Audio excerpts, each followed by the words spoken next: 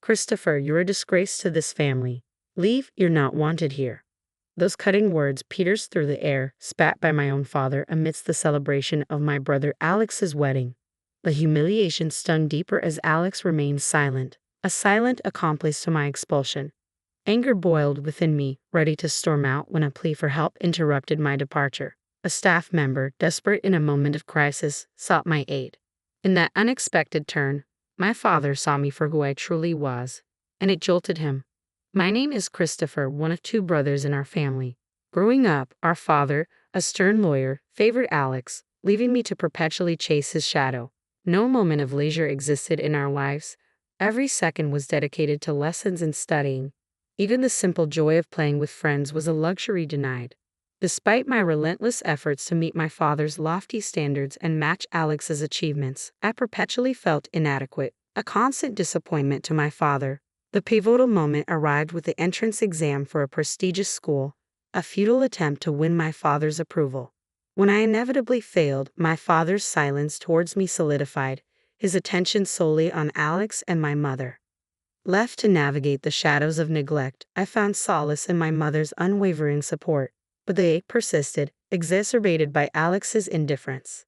Determined to forge my own path, I departed silently after high school, leaving only a note for my mother. Striking out on my own, I secured a job at a hotel where I could both work and live. It was there, amidst the bustling corridors and transient guests, that I found the freedom and fulfillment that eluded me at home. I get to focus on what I need to do, Christopher. Another mistake? How many times do I have to tell you? I'm sorry, I'll fix it right away. Get it together, Christopher. Michael, the hotel manager, was relentless in his expectations. As a mere high school graduate thrust into the real world, I constantly found myself on the receiving end of his reprimands.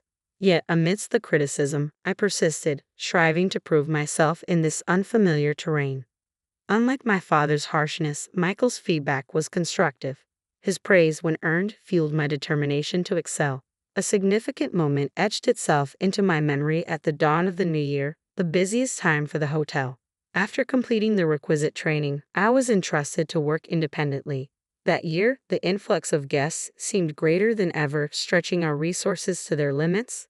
The chaos of serving dinner guests, either in the bustling dining hall or through room service, reached fever pitch. Despite being a novice, I tackled my duties with fervor, aware that my learning curve came at the expense of the hotel's smooth operation. Then, a minor crisis struck on New Year's Day. A colleague fell ill, leaving us short-staffed. I doubled down on my efforts, pushing myself beyond the mandated hours to keep the hotel afloat. Just when it seemed we had weathered the storm, disaster struck. The kitchen sink's pipe burst amidst the dinner rush, plunging us into chaos. With no plumber available on New Year's Day, the situation grew dire. Michael's frustration mirrored the mounting tension.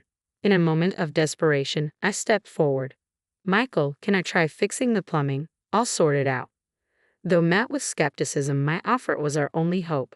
With a hesitant nod, Michael relented, allowing me to take charge. Unbeknownst to many, my time at a science-focused high school had equipped me with a unique set of skills, including rudimentary plumbing knowledge.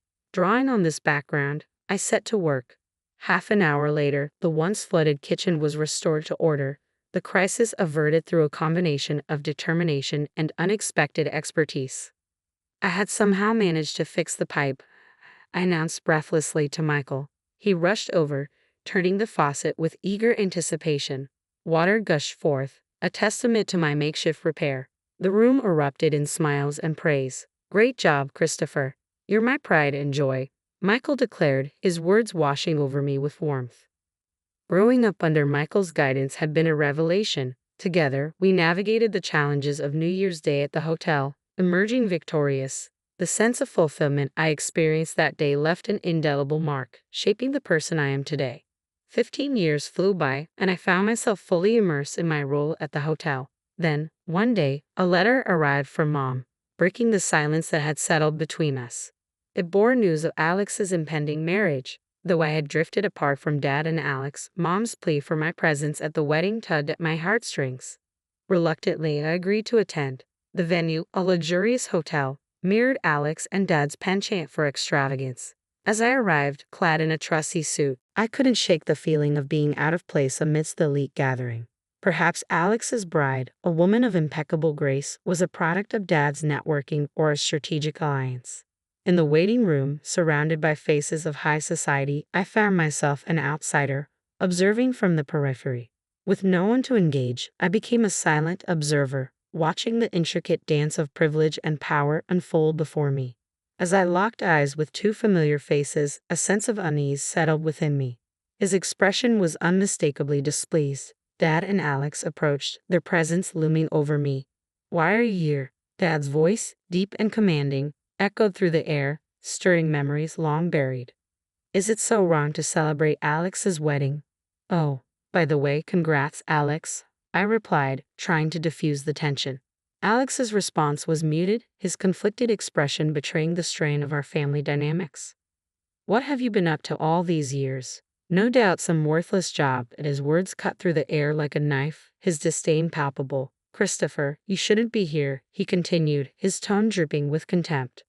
Mom rushed over, attempting to intercede. "Come on, Christopher is here to celebrate. No need to be so harsh," she pleaded, her desperation evident. But her efforts were futile, drowned out by Dad's unwavering judgment. "Enough, Mom," Dad asserted, his voice a thunderous decree. "Christopher, let me make this clear. You're a disgrace. I don't want you ruining Alex's celebration. Get out." Anger surged within me, fueled by years of neglect and rejection. I hadn't wanted to come to Alex's wedding, and yet I found myself subjected to this humiliation. "Fine, I'm leaving," I declared, my resolve firm. As I turned to exit the waiting room, a voice called out, halting my retreat. A wedding staff member approached, urgency etched on their face. "What's up?" I inquired, curiosity mingling with frustration. "It seems we have an unexpected guest for today's wedding. We're short on seats and food," they explained hurriedly, their concern evident. Everyone in the waiting room looks worried. Emily, the planner, and the parents-in-law staff, their faces etched with concern, awaited a solution. Caught between indignation and duty, I hesitated, uncertain of my next move. "I see. Is that what's going on? Emily can't handle it alone, and they're asking for my help. But what does this have to do with me?" I pondered, a torrent of grievances against Dad and Alex swirling within me. Yet amidst the resentment, memories from the past surfaced, softening my resolve.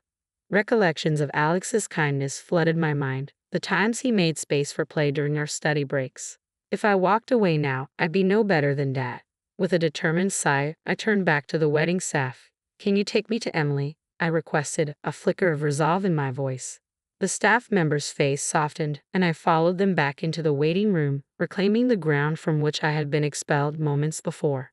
In the center of the room, Emily, Dad, and the bride's father wore expressions of concern. As I approached, Dad's eyes locked with mine, his demeanor bristling with hostility. "Why has Christopher returned?" he demanded, his tone sharp. Before he could escalate the confrontation, Emily intervened. "General Manager, please help us," she implored, her urgency palpable. Dad's shock was evident as I calmly revealed my position as the general manager of the hotel chain.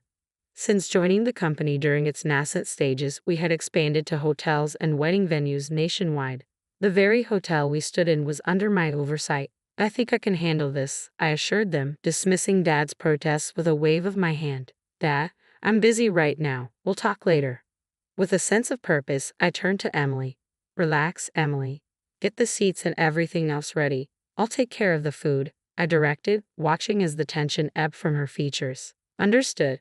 I'll leave the food to the general manager and handle the rest," she affirmed before rushing off to execute the plan. With all eyes on me, I exited the room and sought out my friend, Chef Jackson. "Hey, you in?" I called out as he emerged from the kitchen. "Christopher, what brings you here?" he inquired, his curiosity piqued. "I'm here as a guest today. My brother's wedding is happening here, but we're one meal short. Can you help?" I asked Chef Jackson, hoping for a quick fix. "Sure thing. I'll whip something up with my culinary skills," he replied confidently. "Much appreciated. I owe you dinner. Looking forward to it," I replied gratefully. After handling a few loose ends, I returned to the waiting room.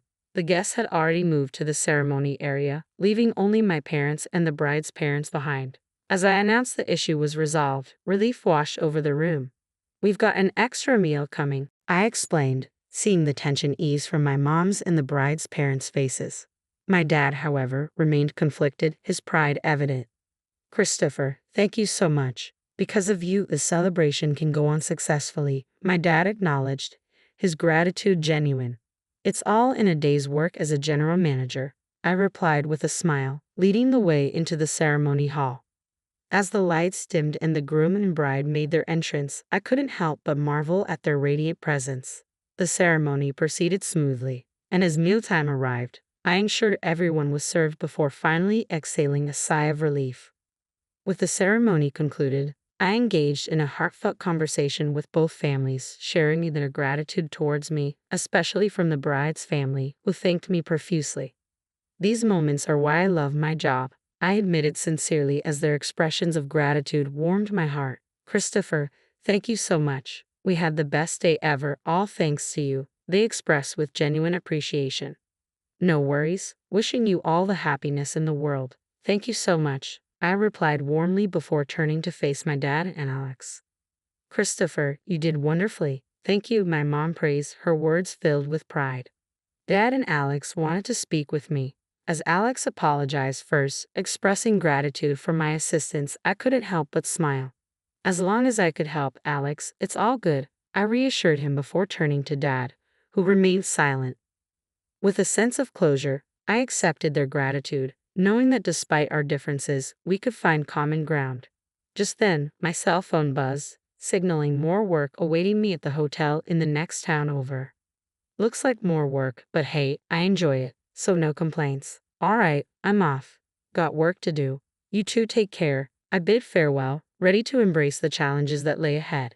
It was a realization settling in. I probably wouldn't see Alex or Dad again. With that thought lingering, I left the room without a backward glance, my steps leading me back to work. 3 days post Alex's wedding, I relished a rare day off, reclining on the sofa with a steaming cup of coffee, my moment of bliss abruptly interrupted by the doorbell's chime. Curious as to the visitor's identity, I made my way to the door, only to be met with Alex's unexpected presence. "Alex, what brings you here?" I inquired, surprised by his appearance. "Sorry, I got your address from Mom. Wanted to talk to you, Christopher," Alex explained, his tone tentative. I welcomed him in, brushing off any concerns about the tidiness of my home. As I poured him a cup of coffee, Alex expressed gratitude, taking a slow sip. "Thank you. Smells good," he remarked, attempting a smile. As we settled into conversation, Alex's demeanor shifted, his gaze unwavering as he broached the topic at hand. The next moment he apologized, I recalled, puzzled by his sudden change in tone. "I'm really sorry for everything," he admitted, catching me off guard. Initially taken aback by his unexpected apology, I struggled to comprehend his motive for making the trip in person. "Hey, it's all right, Alex," I reassured him, attempting to alleviate any tension. But Alex wasn't done yet. With a sense of vulnerability, he began to share his innermost thoughts and feelings. "You might think I'm the older brother who can do anything, but I envy you, Christopher," he confessed, his words striking a chord. Silence enveloped the room as Alex's confession hung in the air, leaving me at a loss for words. His admission took me by surprise, shattering preconceived notions and revealing a side of him I had never seen. "I had no idea you felt that way, Alex," I admitted, a twinge of guilt gnawing at me as I processed his revelation. "That's just it. It's not your fault, Christopher," Alex reassured me, his weak smile betraying a depth of emotion. In that moment, a sense of understanding washed over me, bridging the gap between us. "Alex, I'm sorry. I never considered that you were struggling too," I confessed, my own remorse surfacing. My brother's smile, though faint, spoke volumes. "That's just it. It's not your fault, Christopher," he reassured me, his words echoing in the quiet room. With a newfound sense of empathy and connection, we found the words to express what had long been left unsaid, strengthening the bond between us. "I think you've been through struggles I can't even imagine. I truly admire that. But I also want you to know about me," I confessed to Alex, feeling the weight of my words as they hung in the air. Taking a deep breath, I paused, gathering my thoughts before continuing. Alex listened intently, his silence encouraging me to share more. Breaking away from our parents and becoming independent wasn't easy either. The beginning was really tough, I admitted, recognizing the parallel struggles we both faced. It's true, we both have our share of hardships, Alex acknowledged, his response genuine. It was clear that he had more to say, but I found myself at a loss for words, unsure of how to offer guidance or reassurance. Unable to conjure up wise counsel, I spoke from the heart. To be honest, I think you should do what you really want to do, Alex, without worrying about Dad, I suggested, hoping to offer him some semblance of clarity amidst his inner turmoil. As Alex absorbed my words, a sense of relief washed over him. You're right, Christopher. You've helped clear up my inner turmoil. Thank you, he expressed, gratitude evident in his tone. No, thank you, Alex, for coming over, I replied sincerely, accompanying him to the door as he departed with a promise to return for coffee. A month later, a letter arrived from Alex, detailing his decision to leave behind his career as a lawyer in pursuit of his passion for glass craftsmanship. Despite facing disapproval from Dad, Alex found solace in the support of his wife and newfound motivation in his chosen path. As I reflected on Alex's journey and our evolving family dynamics, I couldn't help but feel a sense of pride in the bond between siblings. Lost in thought, the sound of my mobile phone's alarm jolted me back to reality, signaling the start of another day on the path I had chosen, in the job I had embraced.